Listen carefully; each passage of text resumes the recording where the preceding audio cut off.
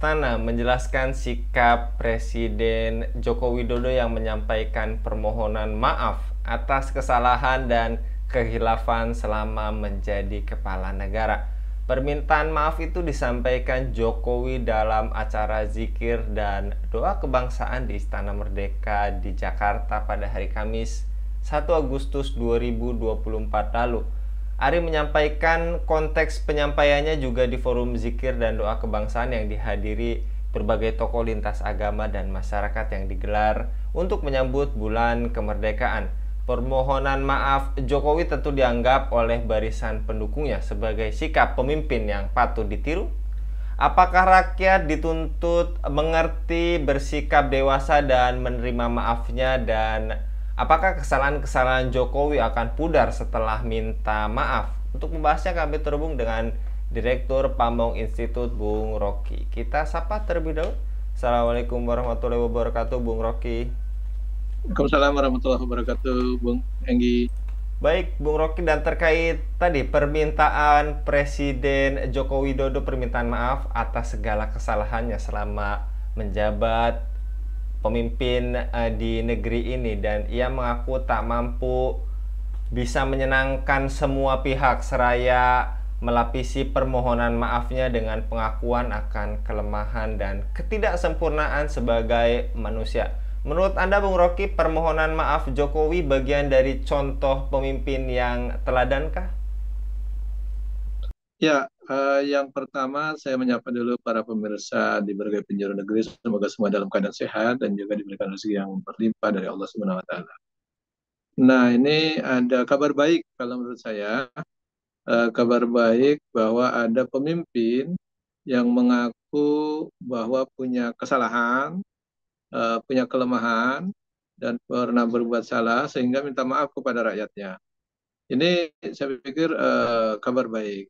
Kabar buruknya diucapkan oleh pemimpin yang dalam konteks ini sering mengingkari janjinya atau ucapan-ucapannya. Itu kabar buruknya itu. Jadi jangan-jangan cara membacanya harus terbalik lagi seperti bagaimana yang sering diungkapkan para netizen, untuk membaca atau memahami pernyataan Pak Jokowi harus menggunakan mafhum mukhalafah, artinya menggunakan makna kebalikan. Jadi kalau dia minta maaf dan mengakui kesalahan-kesalahannya, kalau dibaca makna kebalikannya berarti sedang tidak meminta maaf dan tidak mengakui kesalahan-kesalahannya. Nah, saya pikir ini yang kita khawatir, ini yang terjadi.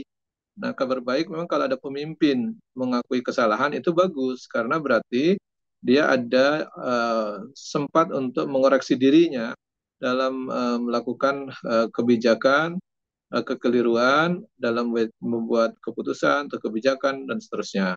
Nah, pemimpin yang baik memang semestinya dia harus sering mendengarkan masukan dari masyarakat, masukan dari pembantu-pembantunya, masukan dari berbagai lapisan elemen masyarakat, sehingga kecil kemungkinan untuk melakukan kesalahan. Jadi sebenarnya seorang pemimpin yang dibantu oleh banyak pihak, semestinya melakukan kesalahan itu sangat sedikit, karena dikelilingi oleh orang-orang pintar, orang-orang baik, orang-orang bijak yang memberi masukan. Nah, kalau dikelilingi oleh orang-orang yang jahat, orang-orang yang buruk, orang-orang yang zalim, saya pikir keputusan-keputusannya akan membuat kesalahan dan menyakiti banyak orang. Nah, ini yang kalau tiba-tiba di ujung masa jabatannya merasa banyak buat kesalahan dan juga mengaku banyak kelemahan, mengakui juga tidak bisa menyenangkan banyak orang, saya pikir itu pernyataan yang baik, mengoreksi diri, masih ada waktu sebelum benar-benar lengser, tapi harus dilakukan dengan tulus ucapannya. Dilakukan dengan tulus ucapannya, kemudian ditindaklanjuti dengan perbuatan dan tindakan, termasuk membuat kebijakan dan keputusan-keputusan. Kalau habis minta maaf tapi kebijakan, keputusan-keputusannya masih sama seperti yang dulu-dulu, berarti maafnya palsu, kan gitu posisinya. Atau kalaupun dia bertobat, tobatnya tidak nasuha, kira-kira begitulah. Jadi ini perlu kita ukur lagi. Jadi kalau sudah minta maaf, kita uji lagi, benar nggak permintaan maaf itu diikuti dengan tindakan-tindakan yang perbaikan ataupun pertobatan. Begitu, Bung Enggi. Ya. Jadi apakah permohonan maaf dari Presiden Jokowi tampaknya kabur atau berbau formalitas belaka, dan Apakah maaf saja tidak cukup tadi Bung Rocky sampaikan tanpa membenahi sengkarut yang dilakukan rezim saat ini? Yang pertama, permintaan maaf itu kan bisa ke berbagai level.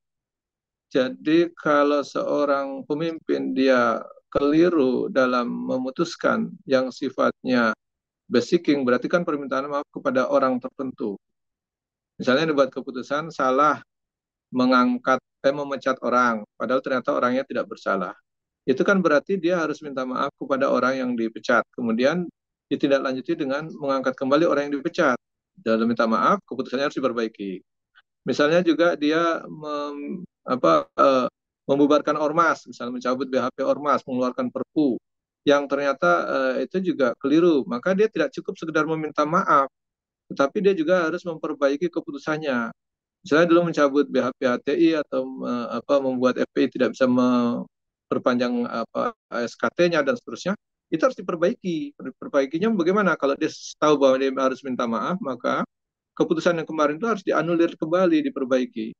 Jadi kalau itu tidak dilakukan, maka maafnya palsu atau maafnya tidak serius gitu, atau hanya formalitas tadi, hanya lip service ataupun manis di bibir, tapi tidak dilakukan sesuai konsekuensinya. Namanya orang meminta maaf itu kan mengakui kesalahan. Jadi kalau sudah mengakui kesalahan, maka perbaikilah kesalahannya itu. Itu yang level kepada basic atau kepada individu. Nah, bagaimana kalau kesalahan ataupun kekeliruannya atau kebijakannya itu menzalimi banyak orang, maka dia harus minta maaf kepada publik seluruhnya yang terkena itu. Dan itu kan efeknya bukan hanya di dunia ini. Kalau ada yang tidak memaafkan, maka urusannya sampai di akhirat. Itu resikonya kan begitu. Jadi pemimpin itu dia bisa mendapat banyak pahala, banyak kebaikan kalau dia berbuat baik untuk banyak orang. Tetapi dia juga bisa menimbulkan kejahatan gara-gara membuat kezaliman dengan mengambil sebuah keputusan yang bisa menyusahkan banyak orang.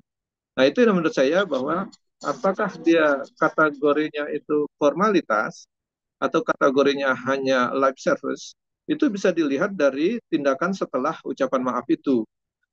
Jadi masyarakat akan sedang menilai ini dan terus menilai apakah dia itu konsekuen dengan ucapan permintaan maafnya itu dengan memperbaiki kekeliruan-kekeliruannya.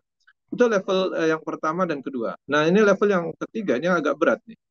Kesalahan kepada Allah Subhanahu wa taala. Jadi kalau tadi kepada manusia yang sifatnya basic kepada pribadi, orang yang terkena keputusannya, itu minta maaf mudah, orang yang jelas. Kedua, agak lebih sulit kepada publik.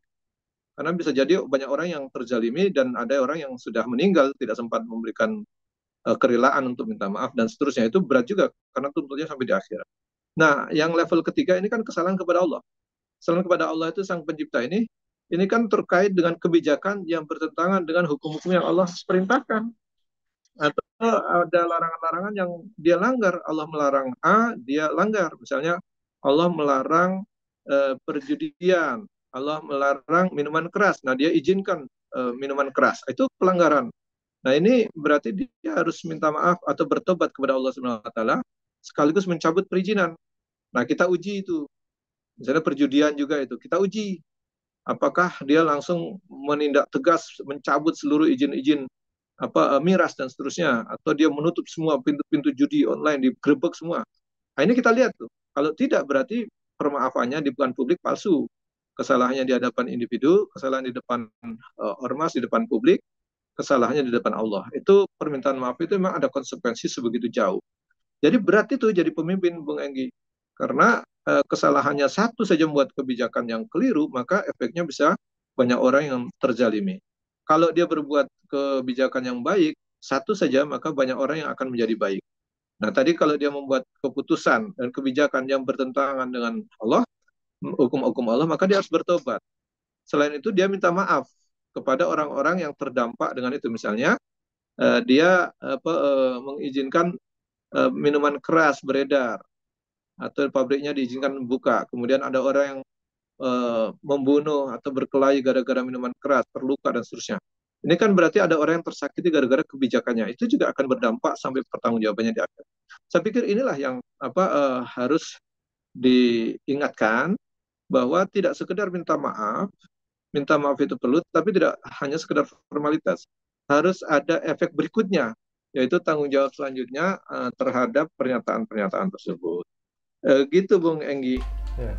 Dan terakhir Bung Rocky, ada sebagian pihak yang menyeru masyarakat menerima permohonan maaf Jokowi dan meminta masyarakat mengubur kejengkelan serta ketersinggungan terhadap Jokowi selama menjabat sebagai presiden. Menurut Anda Bung Rocky, tepatkah seruan itu? Menurut saya Ayu Ting Ting itu salah alamat. Jadi semestinya dia sebagai kelompok ustadz, ulama atau aktivis apapun dia, sebenarnya yang harus dia koreksi, yang harusnya dia nasihati itu adalah penguasa atau rejim.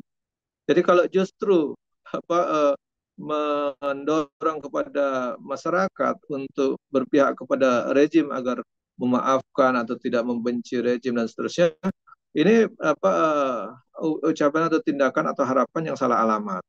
Kenapa? Karena memang semestinya itu dialamatkan kepada rejim. Jadi yang harus menasihati rejim, jangan berbuat zalim kepada masyarakat, jangan membuat keputusan yang menyusahkan masyarakat dan seterusnya. Dan itu harusnya dialamatkan kepada rejim. Jadi jangan dialamatkan kepada rakyat. Memang harus diakui ada namanya itu kewajiban untuk saling nasihat menasihati. Betul menasihati kepada masyarakat, tetapi tidak dikaitkan dengan kebijakan rejim. Justru ada kewajiban untuk melakukan muhasabah lil hukam. Jadi kewajibannya itu melakukan muhasabah lil hukam, bukan membela hukamnya atau membela penguasanya. Jadi kalau itu kan justru terkesan membela penguasa. Saya pikir itu yang saya kategorikan salah alamat tadi, karena membela penguasa, mengajak kepada rakyat, sudahlah memaafkan. Saya pikir itu juga dalam konteks sekarang keliru, karena rakyat kita tidak usah diminta untuk memaafkan, sudah memaafkan itu. Pasti memaafkan. Cuma persoalan maaf-memaafkan ini kan perkara yang terkait dengan perasaan dari setiap individu. Ada yang memaafkan secara ikhlas, ada yang merasa terzalimi dia memaafkan setengah, ada yang memaafkan tidak sama sekali. Itu kan tidak bisa kita paksakan. Itu efek dari masing-masing orang yang mendapat kebijakan dari rejim ini beda-beda. Gitu. Nah, yang harus kita dorong memang rejim berubah jadi baik. Masyarakat memang kita harapkan tidak melakukan tindakan-tindakan yang anarkis, justru menasihati penguasa bersama-sama. Jadi ini yang harusnya didorong atau disampaikan, sehingga tadi saya kategorikan pernyataan seperti itu pernyataan yang salah alamat. Jadi mestinya yang didorong untuk dinasihati supaya tidak membenci rakyat, supaya tidak memusuhi rakyatnya, tidak mengadu domba rakyatnya. Nah, itu harusnya ucapan-ucapan itu yang keluar dari ucapan aktivis, ucapan ulama itu sana. Karena rakyat itu tidak bisa menjalani penguasa. Dia tidak bisa membuat keputusan yang membuat penguasa susah. Justru penguasa itulah yang akan membuat keputusan atau kebijakan yang bisa menyusahkan rakyat atau membahagiakan rakyatnya. Nah, disitulah kalau keputusannya menyusahkan rakyat, nah itu yang kita harus segera nasihati. Bukan disuruh rakyat memaafkan, kemudian kebijakannya itu tidak dicabut, kebijakannya terus-menerus dan bisa berefek terus menyusahkan dan menyengsarakan rakyat. Saya pikir di situ letak krusialnya, Bung Enggi. Baik, jazakallah Bung Rocky, mudah-mudahan ini menjadi peringatan bagi kita bersama dan mudah-mudahan Bung Rocky senantiasa dilindungi oleh Allah Subhanahu wa taala dalam setiap aktivitasnya.